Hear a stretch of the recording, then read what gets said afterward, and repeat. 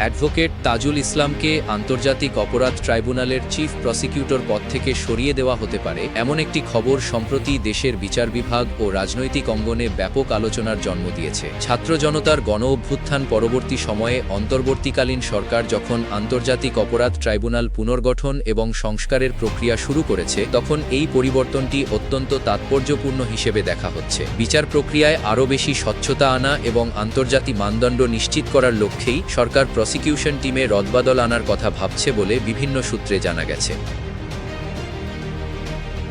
বিশেষ করে জুলাই বিপ্লবের সময় সংঘটিত গণহত্যার বিচার কাজ শুরু হওয়ার পর থেকেই প্রসিকিউশন টিমের দক্ষতা ও নিরপেক্ষতা নিয়ে জনমনে নানা প্রশ্ন উঠেছিল। অ্যাডভোকেট তাজুল ইসলামের নিয়োগ নিয়ে শুরু থেকেই একটি পক্ষ আপত্তি জানিয়ে আসছিল, যা তদন্ত সংস্থা ও প্রসিকিউশন টিমের মধ্যে সমন্বয়ের অভাবকে আরও স্পষ্ট করে তোলে। সরকারের উচ্চ পর্যায়ে চলমান এই আলোচনার মূল উদ্দেশ্য হল এমন একজন ব্যক্তিকে এই পদে আসীন করা, যিনি বিতর্কহীনভাবে আন্তর্জাতিক অঙ্গনেও গ্রহণযোগ্যতা পাবেন। যদিও সরকারের পক্ষ থেকে এখন পর্যন্ত কোনো চূড়ান্ত প্রজ্ঞাপন বা আনুষ্ঠানিক ঘোষণা আসেনি, তবে আইনি মহলে গুঞ্জন রয়েছে যে খুব শীঘ্রই এই পদে বড় ধরনের পরিবর্তন আসতে পারে।